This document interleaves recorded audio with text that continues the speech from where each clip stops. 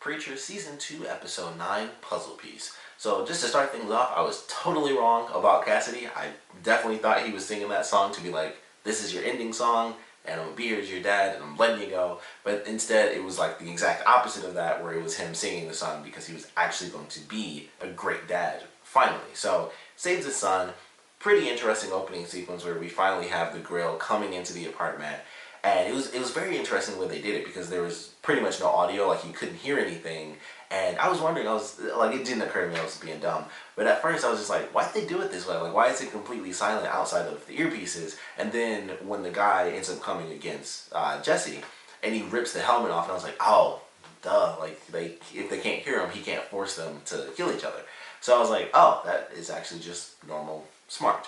So I wasn't thinking, I was just like, oh, this is weird. It's like completely silent, and like even the movements, they didn't even put like movements in there where you could hear, because technically, even if your ears are covered so you can't hear anything outside of the comms, you can still hear what's happening on your body. Like them walking, they didn't put like any of the like shuffling movements or anything, so it was like completely silent outside of them talking in the comms. But definitely a cool moment. Like they go straight in. I believe they said it was Jesse in the very beginning, like he was there and then he takes off, but it looked like it was more Cassie to me, but I guess they were both kind of dressed alike during that sequence. And so he takes off. I think it was Jesse though, because that's what they said. So he takes off, and then Cassidy ends up coming in because of course, he's a vampire. He's trying to take everybody down, and they like just start stabbing him. Like they ultimately get him to the ground, and you can hear him when the guy's like walking through the hallways and stuff. It's like, you can hear him saying like, don't do that. And so he's going through, he opens the door, he kills Cassidy's son. I was like, okay. I knew, I was like, there's either one or two things. This is going to be super sad that ultimately he just died out of nowhere like that, and it wasn't even the sickness, or he's going to be a vampire. I was like, there's one of the two options there, and I felt like it was going to lead more towards the vampire thing. But he comes across Jesse, Jesse takes him out and everything, and then as he's about to get answers, Cassidy's son comes along, launches him into the closet, and just eats him alive. And then it's like, alright, well, I guess that's it. He killed all his teammates off, and he was supposed to be the last one to give us some answers, and then his son came in and just drained him. So I was like, oh, well, I guess that's over. But definitely a cool moment.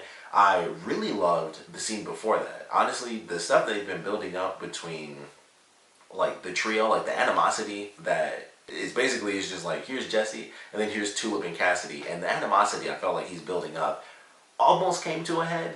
It was really strong in this episode, but I was just like, man, I don't know. I feel like at some point they're just gonna be like, leave, because we're tired of you. But it definitely was about to come to a head in this episode. And I love that opening sequence because I'm like, I just don't know how far they're gonna push it before they really do hit that breaking point. Jesse's just constantly going for the God thing. Tulip's still technically still dealing with exactly what's going on. She's not getting any sleep.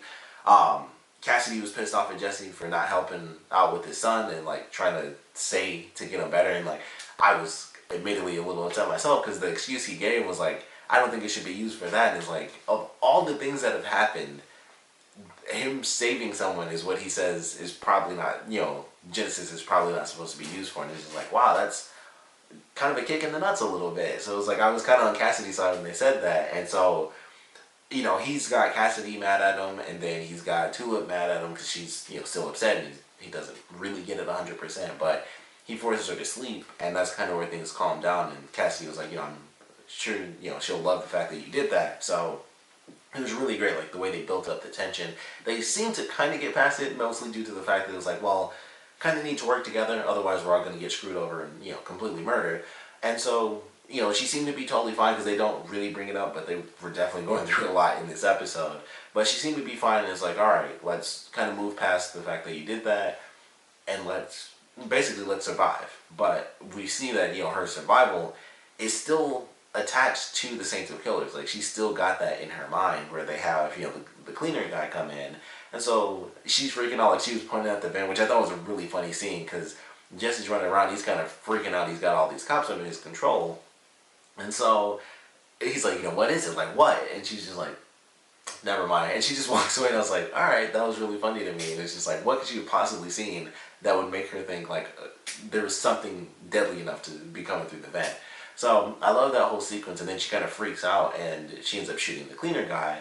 And she's like, I thought he had a gun on him and stuff, and it ends up just being the cleaner thing. It was really funny, because when they made it kind of seem like he was probably sneaking in to, he was, I think it was Brad, they called the drone. And it was like, okay, when they kind of made it seem like he was the one, when he was putting the stuff together, I was like, that does look like a gun. Like, it looked, or more like a grenade to me, really, because it had, like, the indentations on it. I was like, that kind of did look like a grenade, but she said gun, so it didn't look like a gun to me. But, she freaks out, she shoots the cleaner guy, and ultimately they're just going through this process, and then after, like, a week, it's just like, alright, well, send everybody home. We don't know when it's happening, we don't know what's coming, but ultimately they dealt with a crazy drunk in an Obama mask, and then other than that, they had no actual credible threats. So ultimately, Jesse kind of gets rid of it, and none of them have any idea that the drone strike is coming in, and that's kind of where, Herr Starr and the other two members of the Grail, really come in, like, their storyline, because their whole thing is like, alright, we're still a couple doors down. They, went through the first mission, which completely failed because everyone got wiped out. For whatever reason, that was the two people's fault, even though, like, this whole team was meant to go in to be the ones that killed them. For some reason, it was, like, the two people leading the operation that were considered the failures, and I was just like, I don't understand why it's their fault when, they're not the military squad that went in there and lost. But, Herr Starr is Herr Starr. He'll just kill whoever, So, he talks about how he's going to, end up killing them or whatever, and then the woman, because I definitely don't remember either of their names right now, but she's, not only putting the gun back together, because she's like, let me fix the gun before you kill us. And so she's explaining everything that's going to happen, and, Herr Starr was talking about how he wanted to have, like, a weird, crazy rape fantasy and stuff, which I love the fact that they assumed he was gay, and they hired 3 guys. That was, like, the funniest thing to me, because I'm like, I guess I didn't see it that way, but I don't know, it just never occurred to me, but clearly it doesn't matter that much to him, because he was like, I think there's been a misunderstanding, and I love the fact that he was like, this is not what I want. It's like, oh, there's the code word, boys, no means yes. And I was like, oh, well, he's literally about to get screwed, and he doesn't seem to, have that much of a hard time with it, and for whatever reason, Jesse suddenly becomes this missing puzzle piece that he's been looking for. The woman gives him the story, which he totally shuts it down. It was really funny. I was curious where that was going. I'm like, what could he be leading to with this butter under her chin and holding her breath thing? Because I guess that was supposed to lead into the rape fantasy that he wanted to play out. But for whatever reason, as he's getting nailed by this dude, he sees the file and something kind of peaks in his mind, because he was the weird cat thing that they did with the pop-ups. Him seeing him put Tulip to sleep finally kind of clicked in his head, like, that is important.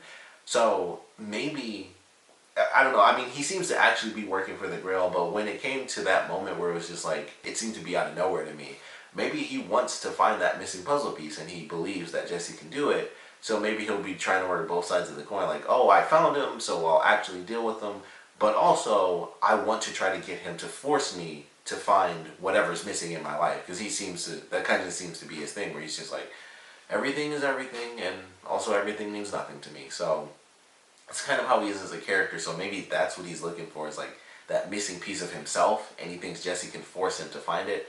But it's hard to say exactly how that's going to play out, but it's definitely entertaining. It was definitely entertaining, and of course the way they ended I thought was pretty cool too, where after all this time, Jesse, has given up, and he goes to the bar, and of course, Herr Starr kind of just sits down next to him and is like, well, I know who this dude is, because he's in the white suit, with the tie and everything, and I was like, this is a cool little way to end the episode off, so I'm excited to see where things head for the next episode. I'm really looking forward to how things are going to play out now that Cassidy has saved his son, because he still, outside of, like, the musical sequence, still didn't play that big of a portion.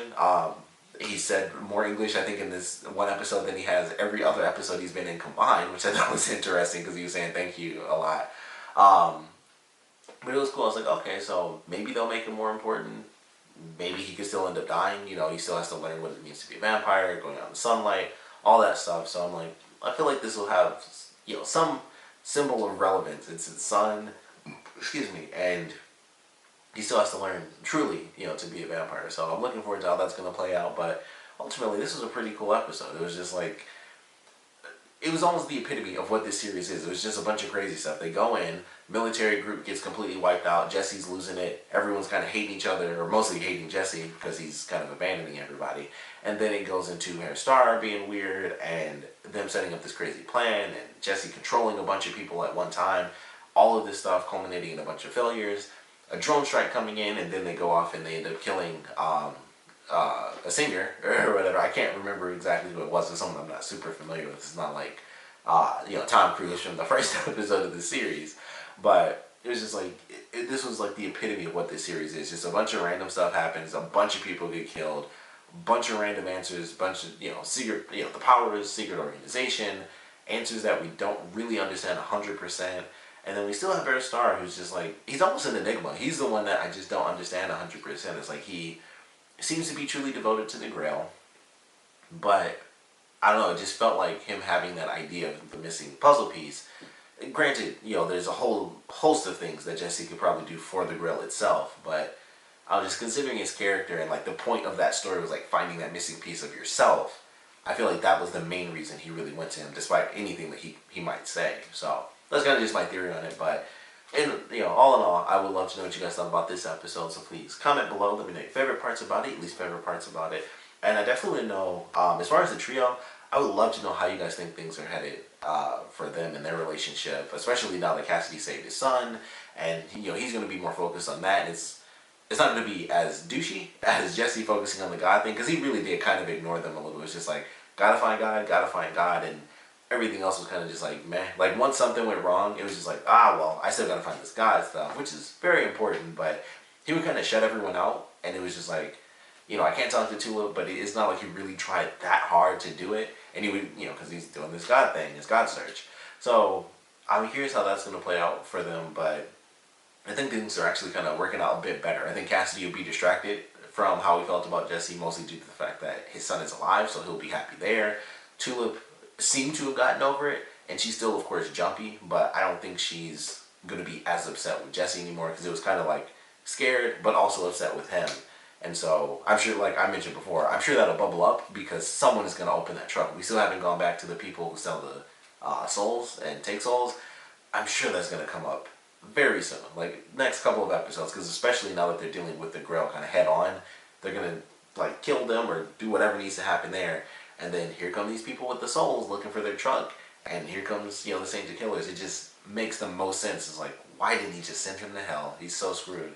But that's kind of my theory. I would love to know your theory on how things are going to play out for the characters and them, as a trio, and what might tear them apart, what may or may not actually bring them together. And of course, I want to know what you guys thought about this episode in general, so please comment below, let me know, and thanks for watching.